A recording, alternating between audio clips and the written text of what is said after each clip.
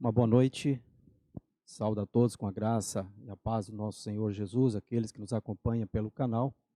Eu sou o pastor Edgar, sempre um prazer nós termos esse momento aqui, né, presbítero, e vocês aí que nos acompanham. E nós pedimos que Deus possa estar nos abençoando e que a sua palavra possa ser, né, de fato entendida, clara para nosso entendimento. O presbítero também deixa aí os seus comentários. Hoje nós não temos a presença do pastor Abisseil, ele não está conosco, mas está conosco aqui o nosso irmão e presbítero, nosso companheiro aqui. Olá, você que está nos assistindo, nos ouvindo. Espero que esse momento aqui seja edificante, tanto para nós aqui, Reverendo Edgar, a mim, quanto a você que está nos acompanhando nesse momento. Muito bem. Presbítero, eu estava pensando no decorrer dessa semana sobre algo que sempre vem à tona, né? Sobre o amor próprio, sobre o amor ao próximo. E a gente sempre volta, né, para o texto de Marcos 12:30. E olhando para esse versículo aqui, eu vejo que o conceito de amor próprio não é o tema do grande mandamento, mas apenas um qualificativo, né? Quando Jesus ordena amar a Deus, e ele cita aqui em Marcos 12:30, de todo o teu coração, de toda a tua alma, de todo o teu entendimento e de toda a tua força. Eu creio que ele enfatiza aqui a natureza abrangente desse amor, né? Ou seja, uma atitude que vai além da capacidade humana. Eu creio que o ser humano, e isso aí nós estamos nos referindo a cristãos, porque somente mediante a ação do Espírito sobre as nossas vidas é que nós somos capazes, né, de fato expressar esse amor para com o nosso próximo. Não é mais ou menos isso, presbítero? Sim, assim eu creio. Creio que o nosso amor a Deus, ele é expressivo e tem a resposta como expressão de amor, ah, como um reflexo, amor aqui e agora ao próximo. Quando amamos a Deus sobre todas as coisas, amamos Ele sobre tudo, o amor ao próximo é um reflexo desse amor. E o amor à minha pessoa, a mim enquanto ao meu ser, também deve ser um reflexo desse amor. Então, creio que no texto em questão, nós percebemos claramente que, primeiro, é o amor a Deus, segundo, o amor ao próximo, e em terceiro, o amor a mim, como reflexo do meu amor ao Senhor. Muito bem. Por que que nós estamos nos referindo a essa passagem? Não só essa passagem, esse versículo de Marcos nós acabamos de ler, mas também nós temos outros textos, né, e até mesmo aquilo que a gente chama o pretexto que antecede a nossa leitura que nós estaremos usando nessa noite aqui. E é interessante nós pensarmos, porque sendo que o pretexto ao que iremos também usar, também para o nosso desenvolvimento, nós podemos perceber que Jesus continua trabalhando aqui, meu irmão, o caráter dos discípulos, né? Ou seja, trabalhando com eles a questão da humildade e principalmente trabalhando com eles sobre as dificuldades, né, as barreiras que o cristão enfrenta, ou seja, daquelas pessoas que estão enganjadas no reino de Deus, ou seja, os problemas que nós temos, mas nós devemos, além de tudo, termos humildade para tratar com essas dificuldades aqui que nós estamos chamando de barreiras, né? Como o irmão vê essa questão antes de nós estarmos lendo o nosso texto aqui? A gente sempre trata do aspecto moral, toda a escritura, na verdade, ela trata do aspecto moral, trata do homem, do nosso relacionamento, tanto em primeiro lugar com Deus e depois com o nosso relacionamento com o próximo. E nela nós vemos as questões morais sendo apresentadas com muito afinco. A questão, por exemplo, do nosso amor amor a Deus, amor ao próximo, tudo isso está relacionado com o ser moral. O ser moral de Deus, agora o homem à sua imagem e semelhança, também como reflexo da moralidade. Moralidade essa que aí agora vai se expressar nos demais atos e atitudes da vida do homem, como por exemplo, é, a, a demonstração da humildade, a demonstração do reconhecimento de igualdade do homem para com o homem, né? O reconhecimento da majestade, da grandiosidade do homem para com Deus, sendo Deus o majestoso, o grandioso, o digno da glória e da honra, e o homem, o adorador, o submisso, né? Aquele que se humilha, mas o homem para com o homem, aquele que está sempre em pé de igualdade, independente de posições, de raças ou de credo, mas no aspecto substancial, sempre iguais. Muito bem, nós hoje estaremos usando o texto de Marcos 9, a partir do verso 38, nós vamos ver a perícope que vai até o verso 41, portanto, você que nos acompanha, e se você tem aí a Bíblia, até mesmo nos aplicativos, você pode nos acompanhar e até mesmo manter, né, de posse dessa leitura aí para estar, de fato, conferindo conosco, como a gente sempre gosta de dizer, né? Confere com a gente se realmente está batendo aqui com a palavra de Deus. Então, Marcos, capítulo 9, a partir do verso 38, nós leremos até o versículo 41, diz assim: Disse-lhe João: Mestre, vimos um homem que, em teu nome, expelia demônios, o qual não nos segue, e nós o proibimos, porque não seguia conosco. Mas Jesus respondeu: Não o proibais, porque ninguém há que faça milagre em meu nome e logo a seguir possa falar mal de mim. Pois quem não é contra nós é por nós. Porquanto aquele que vos der de beber um copo de água em meu nome, porque sois de Cristo, em verdade vos digo que de modo algum perderá o seu galardão. Então veja bem, nós podemos observar aqui, presbítero, que essas passagens que antecedem a nossa perícope, e é claro, nós só citamos um versículo, mas tem várias outras passagens, e quem tiver a oportunidade de estar lendo as passagens anteriores, porque nós não temos tempo aqui para lê-las todas, pode perceber aí, né, que há uma demonstração e a preocupação aqui dos discípulos, eu creio que não era com o sofrimento e a morte de Cristo, porque Cristo, pouco instante aqui, ele prevê isso, né, na nossa leitura. E eles também olham para essa questão, e eu percebo nessa leitura, e olhando os pretextos aqui, e até mesmo alguns contextos, a gente percebe que eles estavam mais preocupados com os seus status, né? Ou seja, enfim, eles estavam preocupados consigo mesmos, né?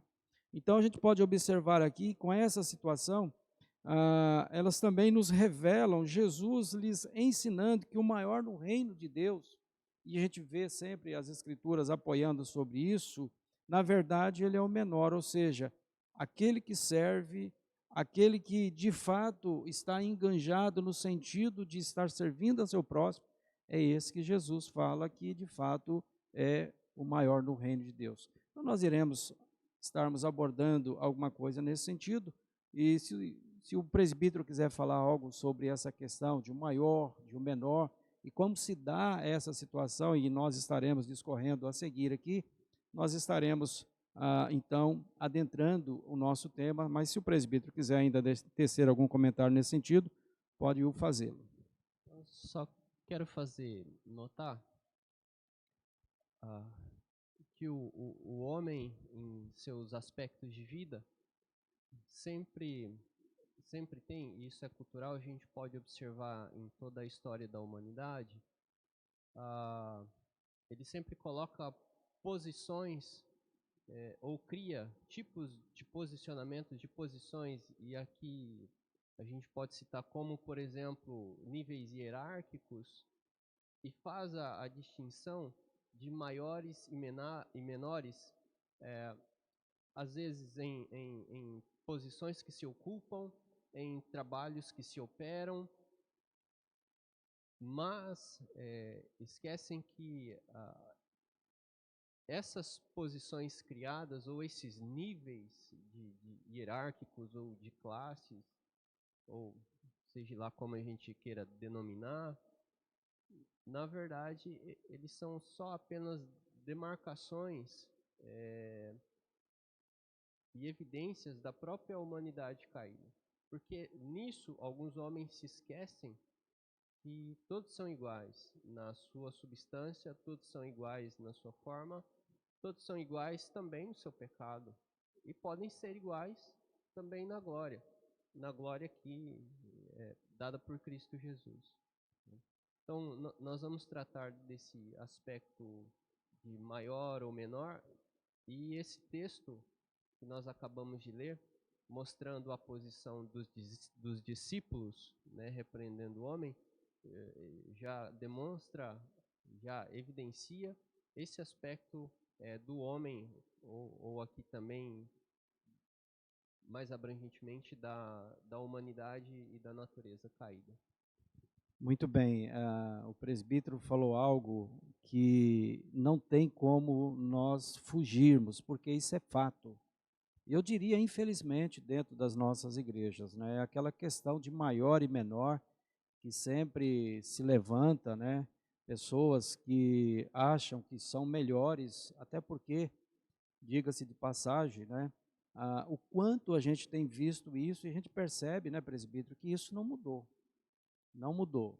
Aliás, a gente percebe que o homem, de fato, ele não tem mudado. Eu sempre gosto de dizer que o homem, quando muda, ele muda pouco e isso demora muito tempo.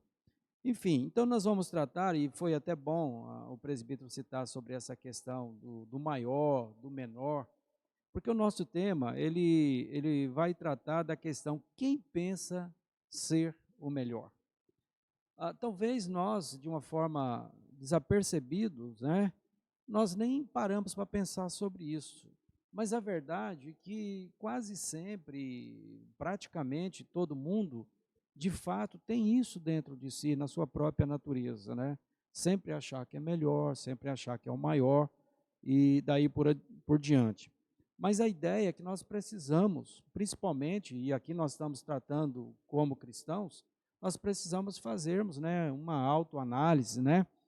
E sermos sinceros sobre os nossos desejos, os nossos sentimentos pessoais. Ou seja, eu preciso tratar disso, eu preciso olhar para mim mesmo, analisando essa situação, pois é muito comum para o homem natural querer ser sempre o destaque sobre os demais. É isso que nós temos visto, e dentro das igrejas, como eu disse, infelizmente, não é diferente. Mas só que tem uma coisa, isto, à luz da palavra de Deus, isso é perigoso. Aliás, isso é um pecado, né? Que acarretam em problemas que nós precisamos tratar, sem contar que ofusca a glória do nosso Senhor e Salvador Jesus. Não é por aí? Sim. Isso merece tratamento, isso por parte do cristão merece ele se policiar, porque nos escapa em algumas situações. Às vezes deixamos com que a soberba do nosso coração, o nosso próprio ego, deixamos que o pecado que é intrínseco no homem tome conta em certas situações, né? Então é o patrão cristão que às vezes se denota melhor que o empregado porque ele é o patrão, é ele quem paga o salário, é ele que tem o capital, e se esquece que não é assim que funciona, não é assim que a Escritura nos mostra, não é assim que Cristo nos ensina. Então, o cristão, em particular, ele deve, ele mesmo, se policiar, né? Sempre devemos fazer o nosso solilóquio, olhar no espelho, olhar para a gente mesmo e as situações. Porque isso é natural, isso vai ocorrer, não tem como fugir. Em certas situações, ou em muitas situações, a gente acaba cedendo e fazendo da mesma forma com que os discípulos aqui nessa situação do texto que a gente vai tratar, a gente acaba fazendo a mesma coisa, nos considerando melhor e errando por isso. Muito bem.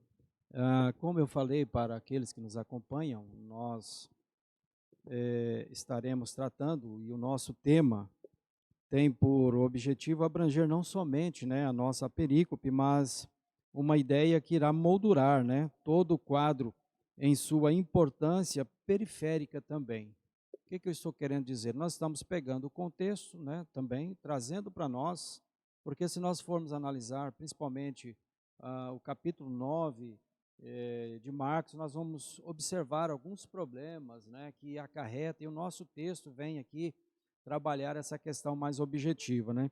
Então, notem alguns versículos anteriores ao nosso texto, e eu vou citar para que aqueles que estão nos acompanhando tenham uma noção, e logo em seguida nós estaremos entrando nas nossas lições, né? Aquilo que nós chamamos como aprendizagem do texto para as nossas vidas, né?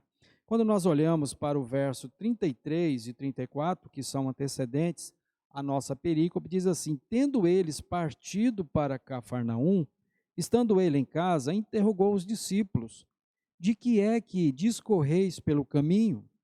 Mas eles guardaram silêncio, porque pelo caminho havia discutido entre si sobre quem era o maior. Ou seja, aqui a gente vê, né, aquilo que aflora muito no ser humano, e isso, como eu disse já no início, é uma tendência, né, faz parte da constituição do ser humano, ou seja, isso o ser humano já traz consigo, né, essa questão que nós estamos falando aqui, e eles querendo ou discutindo, discorrendo entre eles o assunto de quem era o maior, ou seja, por isso que nós estamos com o tema quem pensa ser o melhor.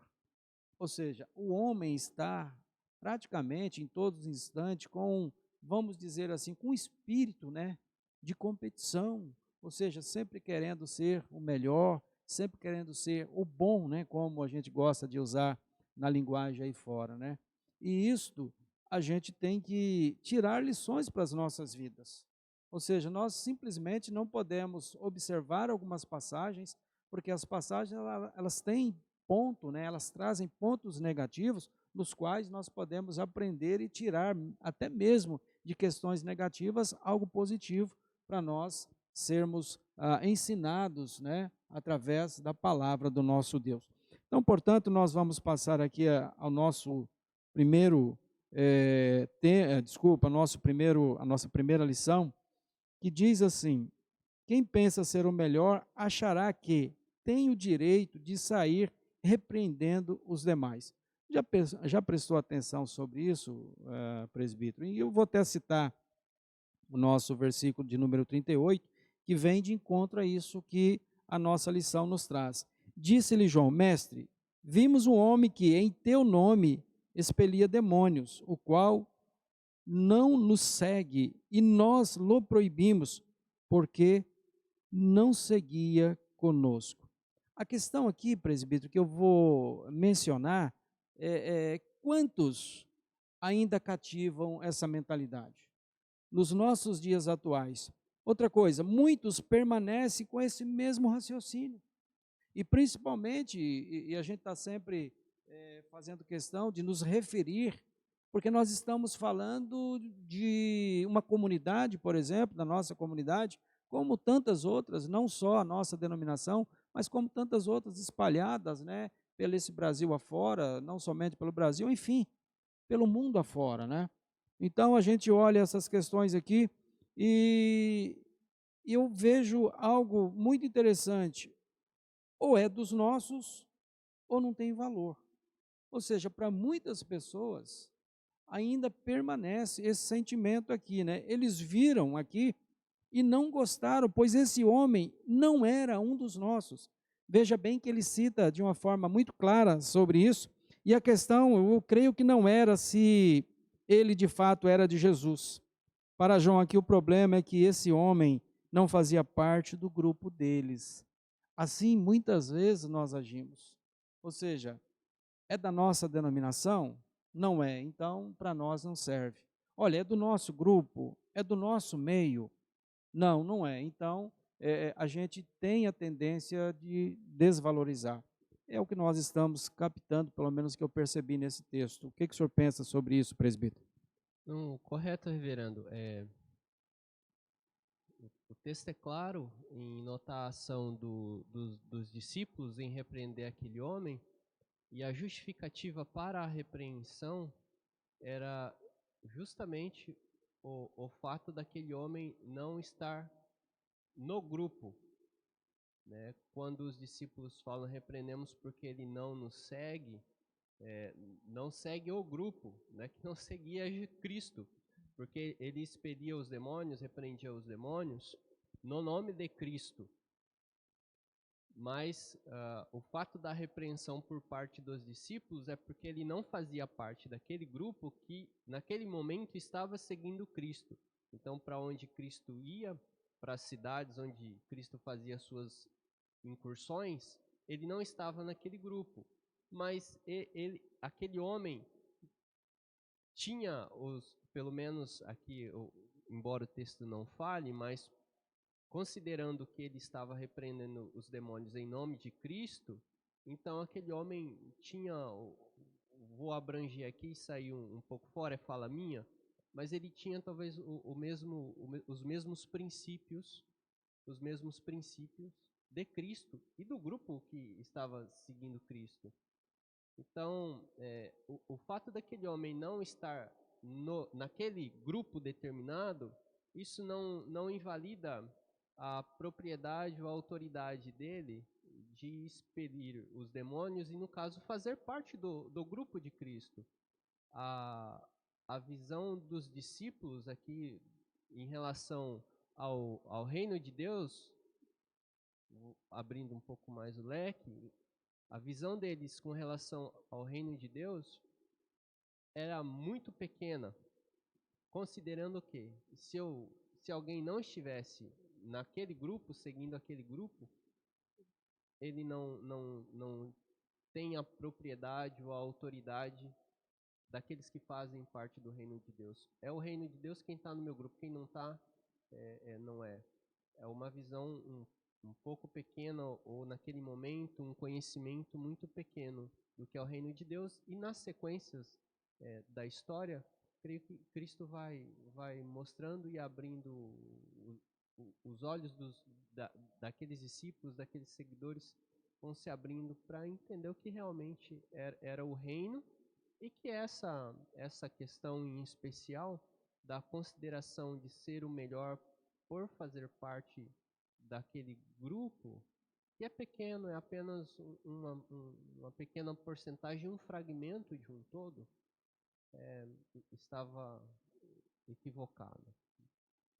É interessante e eu gosto muito dessa ideia, porque nem sempre o que a gente diz, de fato está escrito, mas isso não significa que está fora do contexto aqui que nós acabamos de ler.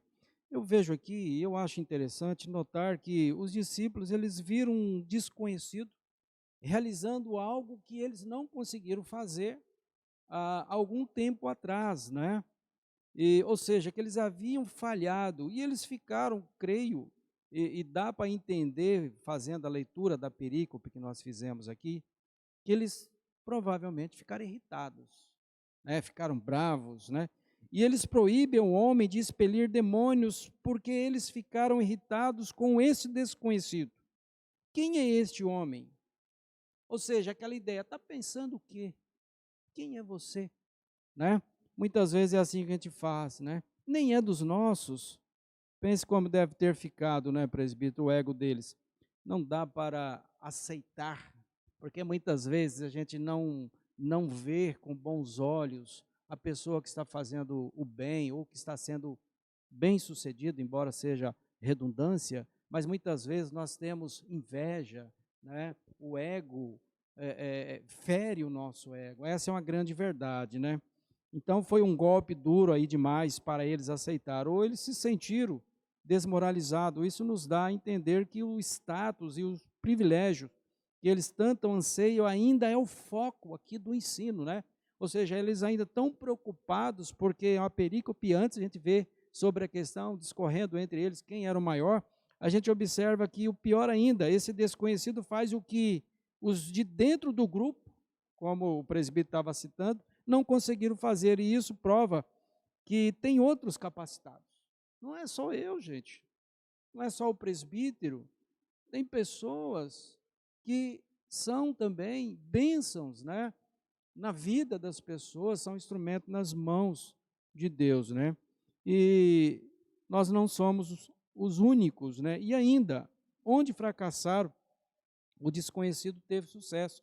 Se alguém que estiver nos acompanhando voltar lá no verso 28 e 29, né? Então nós temos uma lição esplêndida aqui, didática para todos nós. Não somos melhores que ninguém, né? Ou seja, nós podemos aprender isso aqui. Todo cristão verdadeiro, ele deve entender que não passa de instrumentos nas mãos de Deus, né?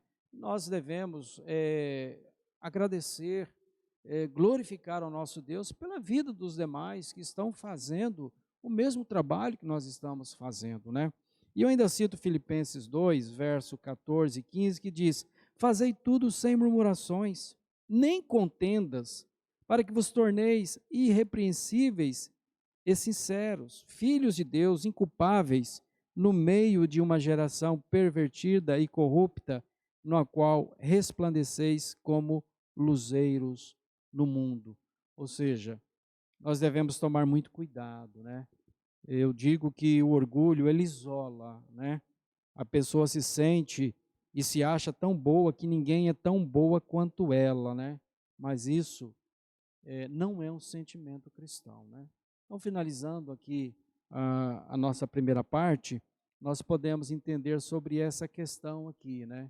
Que o egoísmo, querer só para nós, é algo que realmente não condiz com as Escrituras, ou seja, eu não sou melhor que ninguém. Essa é a grande verdade.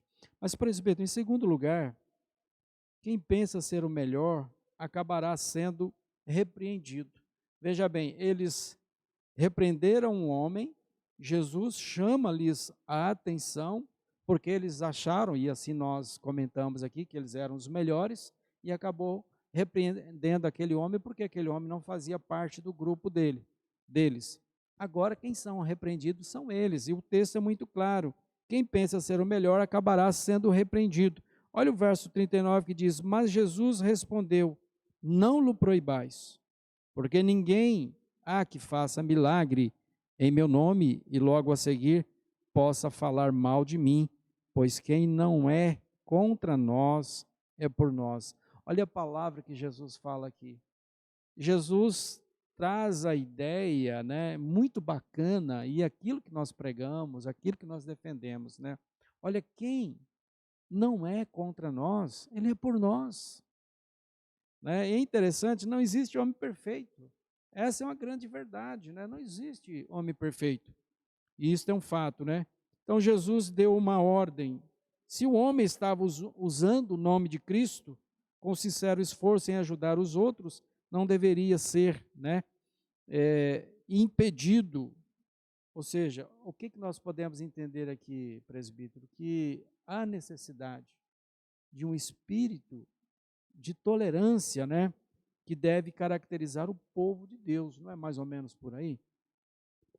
Exatamente.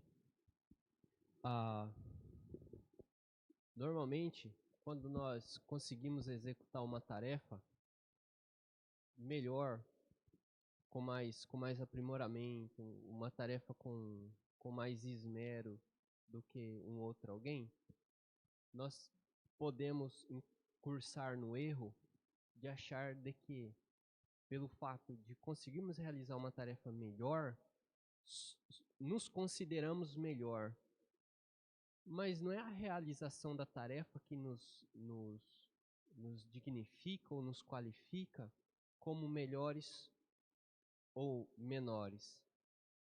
Porque a questão em ser melhor não está relacionado, pelo menos naquilo que eu consigo entender, não está relacionado à minha ação, mas está relacionado ao meu ser. Né? Incorremos no erro, fazemos uma tarefa melhor, os outros podem nos considerar melhor pelo trabalho que realizamos, o ego sobe a cabeça, vamos usar uma expressão bastante conhecida, podemos acabar pisando naqueles que não executam aquilo como nós executamos, e por proceder assim, somos repreendidos. Somos passíveis da repreensão, porque estamos errados. Então, quem pensa ser o melhor, realmente ele está ativamente querendo ser repreendido, porque não existe essa qualificação entre nós. E quando nós olhamos para as Escrituras, não, a Bíblia não vai trazer ao homem essa classificação de ser melhor ou não, de ser maior ou não. Pelo contrário, ela sempre vai trazer que aquele que pode se considerar o melhor antes é aquele que serve. Aquele que pode ser o maior é aquele que primeiro se humilha. Aquele que vai ser exaltado é aquele que se dobra. Então, aquele que pensa ou que acha que é melhor e que acha que por ser o melhor tem o direito de repreender todo mundo, na verdade, ele dá a margem, ou nem vou falar nem tirar a expressão margem, mas ele realmente se qualifica para ser repreendido. Porque essa consideração de melhor ou não, as Escrituras não tratam. O próprio Cristo não trata, né? Então, ele acaba sendo repreendido. Os discípulos aí, no caso, como diz o verso 39, foram repreendidos pelo próprio Cristo. Não proíbam ele de fazer isso, porque se ele não é contra a gente, ele é com a gente, né? E aquele que não é comigo, na verdade, está contra mim, né? Mateus vai trazer vai falar desse mesmo assunto dessa forma. Se ele não está comigo, ele é, na verdade, contra mim. Não tem um meio termo, não tem um ficar em cima do muro entre ser e não ser. Ou é, ou não é. Então, Cristo aqui repreende os discípulos, não proíbam ele, né? Se ele faz milagre em meu nome, ele não pode fazer isso e depois, né, falar mal de mim, né? Não tem uma dupla personalidade aqui. Muito bem, ainda pensando aqui no verso 39 e no 40, veja bem, eu vejo aqui, presbítero, que a lógica do nosso Senhor tinha dois aspectos, né? No verso 39, tal homem não se voltaria contra Cristo depois de obter, né, ou de operar milagres em seu nome. No verso 40, em segundo lugar, nós vemos também o motivo aqui para a proibição de Cristo, era que se o homem não estava contra Cristo e os discípulos, então, até certo ponto, estava ao lado deles, né? Ou seja, com esta palavra aqui, nós podemos observar, Jesus corrige o conceito de que os discípulos tinham a respeito do reino de Deus nesse mundo. Ou seja, não somos, acabamos de dizer há pouco, o reino de Deus não é apenas a nossa denominação, por exemplo, nem tampouco outra denominação, mas nós entendemos que o reino de Deus abrange a todos, em todos os lugares, no sentido daqueles que têm o temor do Senhor. Aquilo que nós gostamos de chamar a igreja invisível. E essa igreja invisível, ela se faz presente em todos os cantos do mundo, né, independente de denominações, né?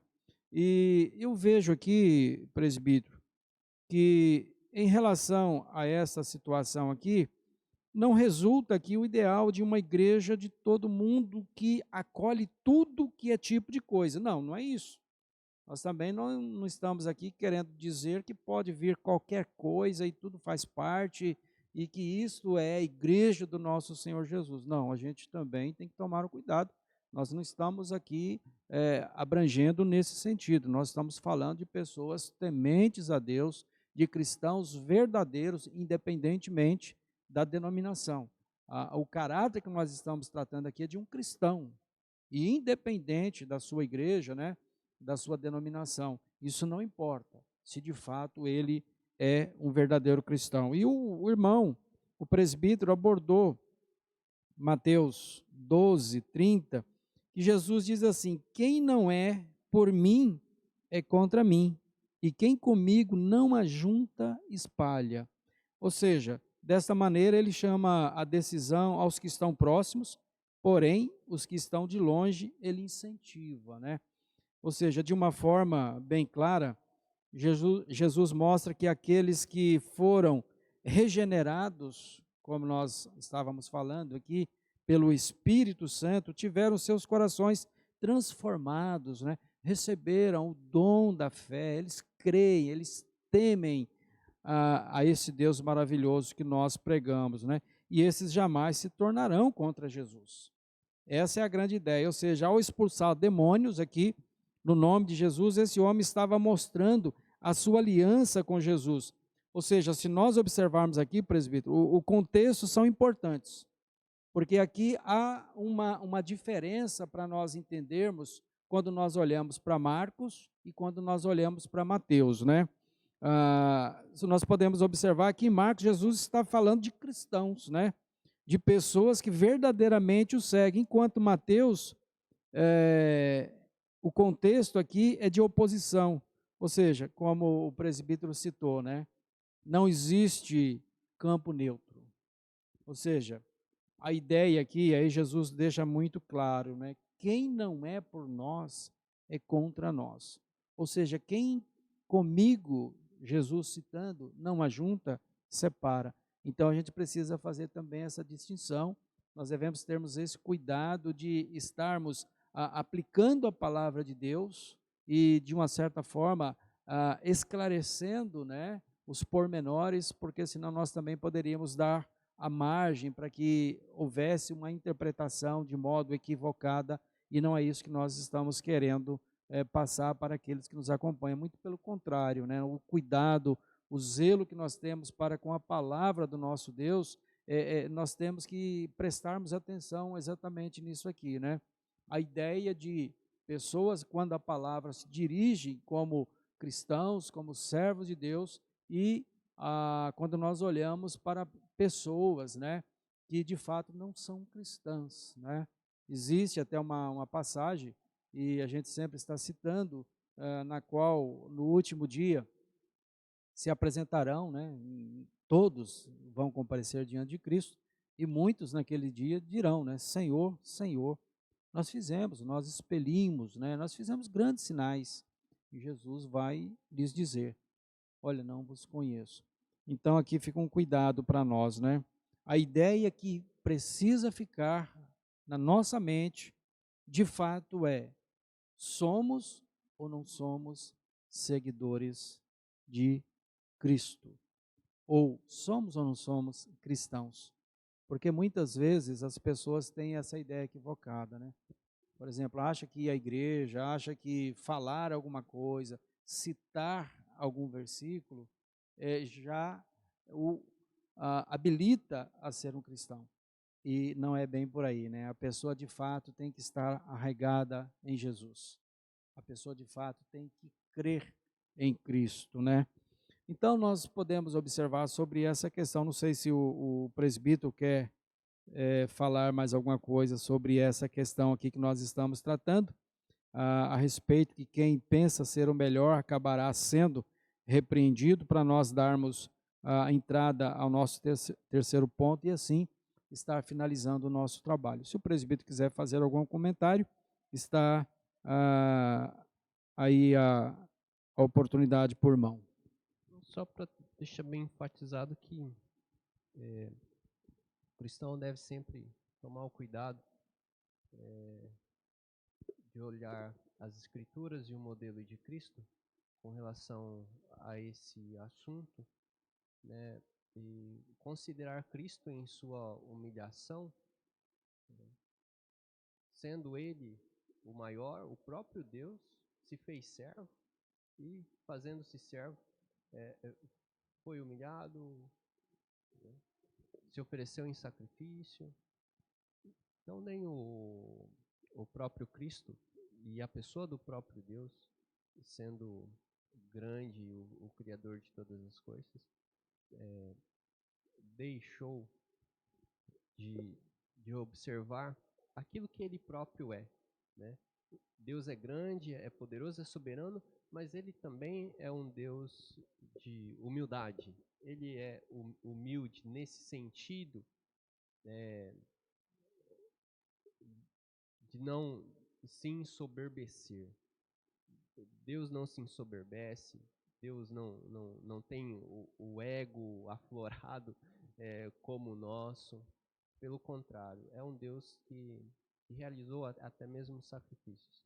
Então, quem pensa ser o melhor, ele se coloca diante da repreensão. Quem pensa ou quem acha que é melhor que alguém, ou, quanto pessoa, quanto caráter, quanto qualidade, quanto substância, na verdade, ele acaba sendo repreendido pelo próprio Deus. Muito bem, exatamente isso que a gente faz a leitura do texto aqui. Então, dando sequência aqui, entrando no nosso terceiro ponto e finalizando o nosso trabalho, ainda há uma lição para nós aprendermos aqui, presbítero, eu acho de suma importância para nós, nesse sentido que o presbítero acabou de dizer, a humildade, né? A mansidão. Aliás, isso faz parte, né, do fruto do Espírito Santo, né, se nós formos analisar Gálatas, né. Então, veja bem, em terceiro lugar, para nós estarmos discorrendo sobre o texto aqui, tecendo alguns comentários, né, veja bem, em terceiro lugar, quem pensa ser o melhor precisará rever seus conceitos e entender que está no nível de igualdade. Veja bem, eu gosto dessa ideia aqui, presbítero. A mansidão, como eu acabei de dizer, a humildade, quando assim nós procedemos, nós não vamos achar que somos melhores que ninguém. Porque não é porque eu tenho algo, ou eu me sobressaio, vamos dizer assim, em relação a alguma coisa, que eu sou melhor que o presbítero, ou melhor que você que está nos acompanhando, e vice-versa, né? Todos nós, em algumas áreas, nós podemos, né, ter maiores habilidades do que o outro, mas se nós formos analisar em outras áreas, com certeza nós ficaremos aquém daqueles que também já têm naquela área a habilidade que nós não temos, né? Então fica aqui, quem pensa ser o melhor precisa rever os seus conceitos e entender que está no nível de igualdade. E o cristão, presbítero, eu diria que é o destaque do nosso texto, né? O cristão precisa estar sempre pensando sobre isso, né? Olhando para a sua própria vida, entendendo que no reino de Deus ninguém é maior, ninguém é melhor que o outro, né? E nós não temos o direito dos quais alguns pensam que têm, que nós vimos. Veja o verso de número 41, diz: porquanto aquele que vos der de beber um copo de água em meu nome, porque sois de Cristo, em verdade vos digo que de modo algum perderá o seu galardão. Então veja bem, a ideia aqui, o versículo começa com um pronome aqui demonstrativo que indica algo ou alguém afastado temporariamente do falante e do ouvinte. Ou seja, aquilo que o irmão colocou, a terceira pessoa, né? Nós precisamos muitas vezes olhar, né, para essa situação aqui. E é interessante nós pensarmos, nós devemos filtrar aqui a palavra de Jesus. Ele não está falando aqui que qualquer ato de bondade terá recompensa. Não, não é isso, né? Embora a gente também não vá entrar nesse mérito aqui, porque não cabe agora no nosso momento aqui, e nem temos espaço, no caso, né, tempo para isso, mas atos de pessoas que pertencem a Cristo e entendem que o ato é para a glória de Deus e não para a glória pessoal. Não é mais ou menos por aí? É, uma coisa que o cristão tem que entender, e a gente até aprende nos nossos catecismos, é que o homem foi criado para a glória de Deus. E tanto que foi criado para a glória de Deus, que ele também passa a gozar desta glória. Nós temos que entender que a nossa vida, por completo, ela é para a glória de Deus. Todas as coisas das quais nós fazemos é para a glória de Deus. Então não tem ato, não tem ação que nós não fazemos, né? Que não sirva para glorificar a Deus. Tudo que acontece é para a glória de Deus. Até nos desastres, nós vamos perceber nas Escrituras que também servem para a glória de Deus e que Deus também pode transformar esses desastres, ou pelo menos situações desastrosas, em situações benéficas, né? É o caso o pessoal gosta de citar muito, é o caso de José. Mas a nossa cosmovisão é que o homem foi criado para a glória de Deus e nada foge disto e nem para isto. Então, aquilo que nós executamos não é para nós mesmos, mas é para Deus. Quando nós entendemos que fazemos para Deus, aí sim nós gozamos daquilo que fazemos. Então, exemplificando, quando nós entendemos que o nosso trabalho, por exemplo, é para a glória de Deus, a partir daí nós passamos a gozar do nosso trabalho, entendendo que tudo vem de Deus, que tudo é para Ele, a gente faz para Ele. A gente não faz para a gente mesmo, né?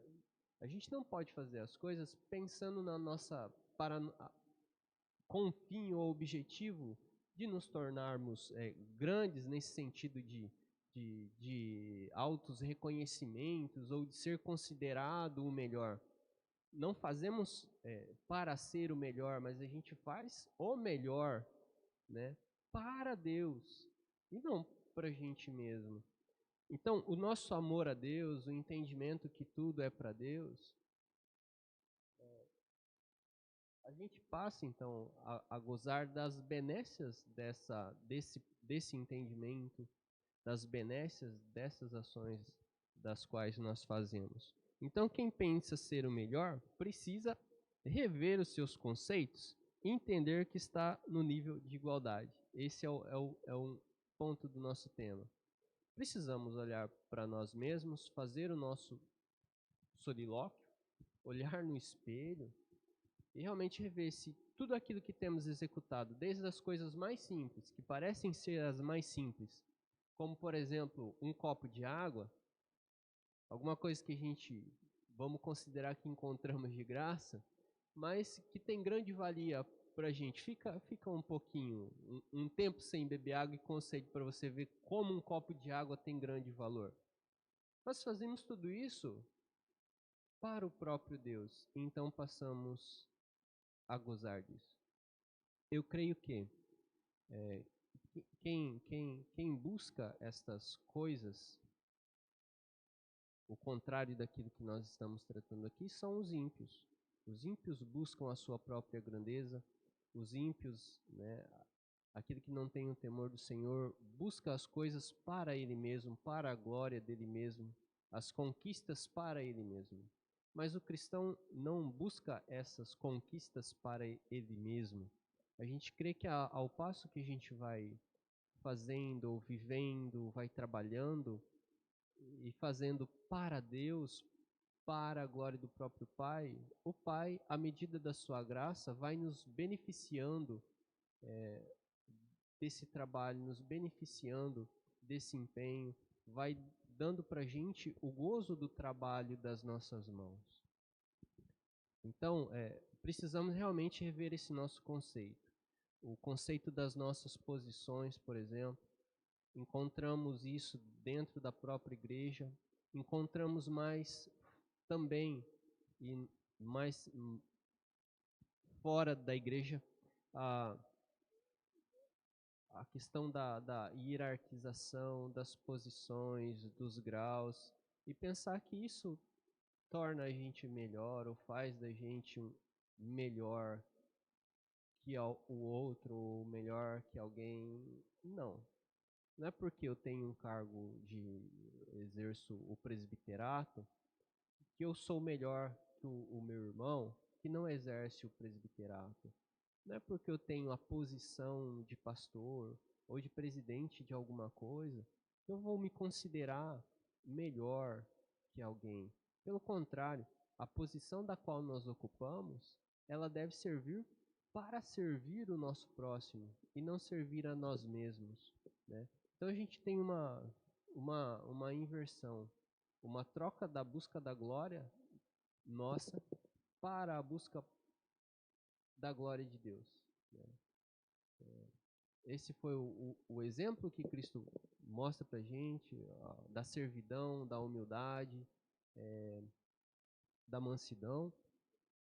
E outra, reverendo, nos parece que a Escritura, por inteiro, não trata do homem como um ser melhor, ou em nenhum momento das histórias da Escritura vai falar que alguém foi melhor que o outro, né? Temos o caso de Abel e Caim, que apresentou, Abel, no caso, apresentou uma oferta mais agradável que Caim, mas não fala que Abel era melhor que Caim no aspecto natural, de substância, porque todos nós estamos enquadrados na mesma situação quando olhamos para a nossa queda, considerando aquilo que nós chamamos de depravação total. Então, diante do tribunal de Deus, todos nós somos iguais. A única diferença aqui agora é a ação de Cristo nos redimindo. Mas na nossa substância, no nosso ser, somos iguais. O crente é igual na substância do que não é crente. A diferença é a ação de Cristo e do Espírito nos regenerando. Mas somos iguais, até nos pecados. Muito bem. Eu achei interessante a citação em relação ao copo de água, porque o que Jesus está dizendo é que até mesmo um ato tão simples, né, que nem se espera, né, vamos dizer assim, a chamada recompensa, né, é interessante porque quando feito para um cristão em nome de Jesus ou para a glória de Jesus, Jesus ele dá ênfase aqui exatamente para que nós possamos parar com essa ideia, né? Porque a gente desvaloriza, por exemplo, pequenas coisas, né?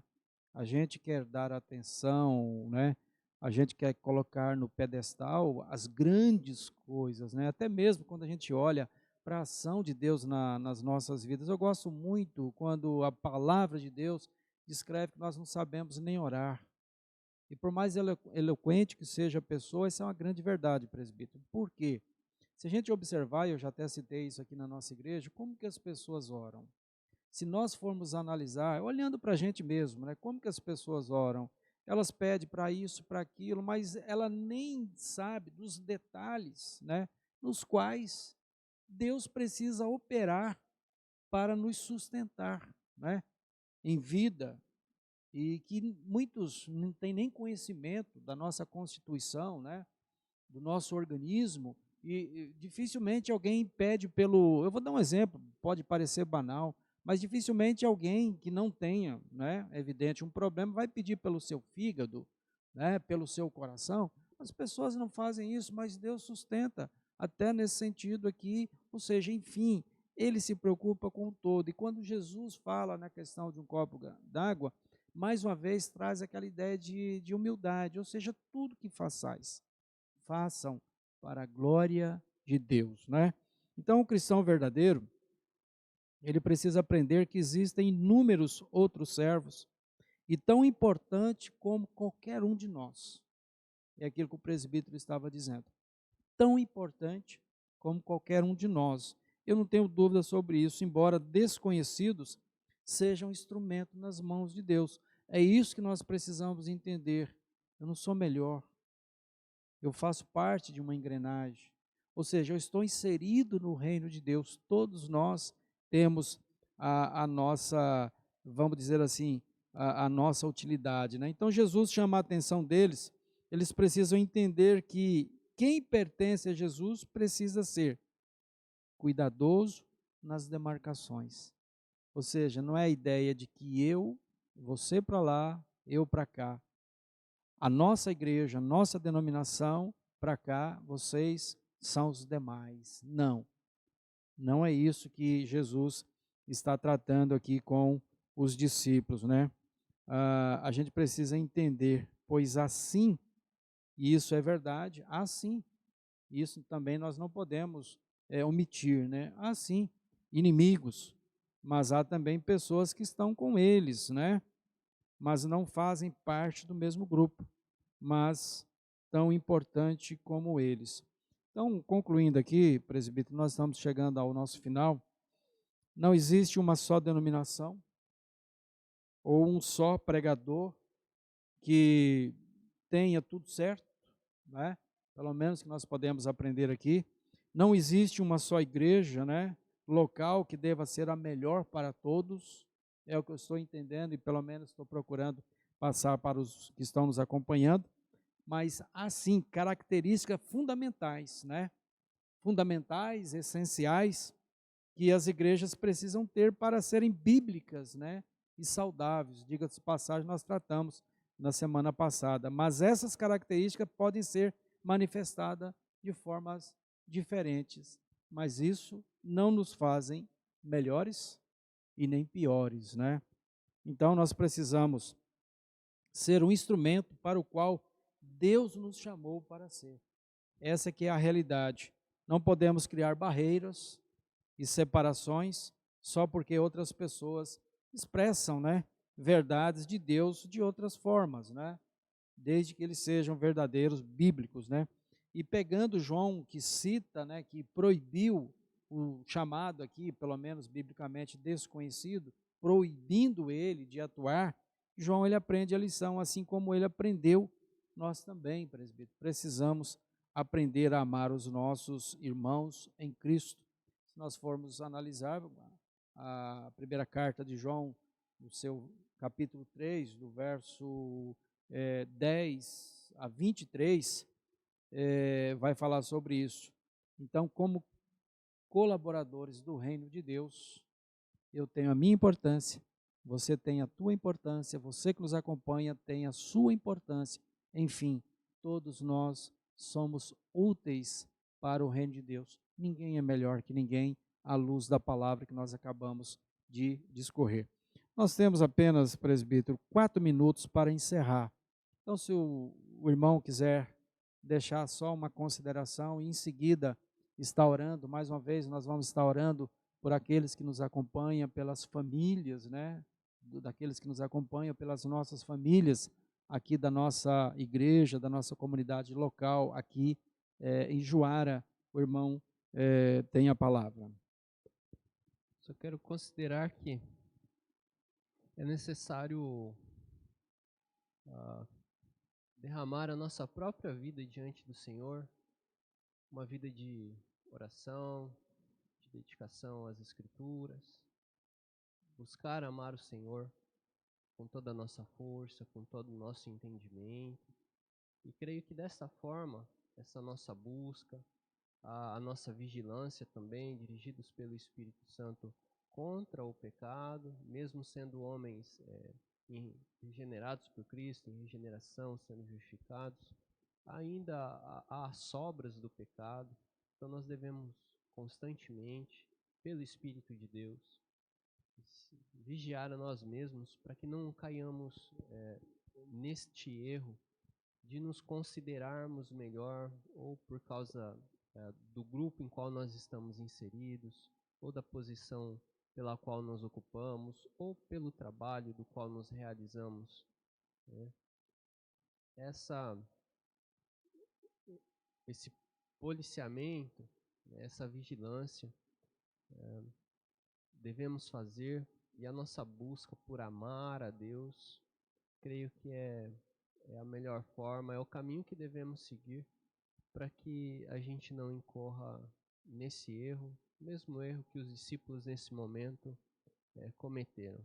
E assim não sejamos alvos de repreensão, mas pelo contrário, instrumentos nas mãos de Deus, como agentes nas mãos dele, para a própria glória dele. É como nós sempre falamos, sendo vasos de honra e não vasos de desonra. Instrumentos para a glória e não para a desgraça, nesse sentido. Amém. Vamos orar, pedir ao presbítero que esteja orando, encerrando o nosso trabalho nesse momento. Oremos, você aí, ore com a gente, abaixe sua cabeça e levemos a nossa oração ao Senhor. Jesus, nós queremos agradecer ao Senhor por este momento. E de igual forma, queremos colocar diante do teu altar de graças, Deus bendito, Espírito Santo de nosso Deus, a nossa cidade, que o Senhor nos abençoe, que o Senhor nos faça prosperar, no sentido de que, Pai, a nossa prosperidade não está nas riquezas terrenas, não é a prata, não é o ouro, mas a nossa prosperidade está em ver a justiça do Senhor. A nossa prosperidade está em estarmos mais parecidos com Cristo Jesus, com o caráter de Cristo Jesus, o teu Filho, demonstrando amor, humildade, compaixão, mansidão, domínio próprio, como a Escritura do Senhor nos diz. Nos abençoe, Pai. Abençoe os nossos queridos que estão agora orando com a gente e que estão em qualquer parte do nosso país, do mundo, nos acompanhando. Nos abençoe. Os nossos irmãos que sofrem por algum motivo, seja a saúde, seja a sua situação espiritual, sofrem por causa da opressão, nós pedimos que o Senhor derrame a cura e que o Senhor dê libertação para a tua própria glória. Obrigado, meu Deus, por esse momento. Que nos abençoe e nos ajude, em nome de Cristo Jesus. Amém. Amém. Nós agradecemos a todos aqueles que nos acompanham e desejamos a todos um ótimo final de semana. Nós sempre estamos lembrando, aqui na cidade de Juara, nós temos 2 endereços. Nós temos aqui na rua São Geraldo, número 388, é a nossa igreja central, e nós temos também no Jardim América, na Rua das Guianas, é esquina, né, com a Avenida Brasil. Então não precisa nem número, nós estamos com um templo novo lá, temos os trabalhos pelas manhãs, devido ao a nossa dificuldade, né, enfrentamento aí dessa pandemia, todas as manhãs de domingo às 8 horas da manhã. E nós temos também o culto aqui na Central, às 19h30. Então, todos são convidados, sendo que nós estamos sempre lembrando que o culto aqui na Central, além dele ser presencial, ele também é transmitido, né, ao vivo, né, na íntegra para aqueles que nos acompanham, né. Lembrando também que alguns falam sobre a questão do fuso horário, né. O nosso horário aqui de Mato Grosso, ele tem uma divergência com o horário de Brasília de 1 hora. Então, quando for aqui 19h30 para nós, aí, horário de Brasília, os demais estados que acompanham, já é 20h30. Então, é só acompanhar esses horários. Que Deus os abençoe, fique na paz do nosso Senhor e Salvador Jesus. Até mais.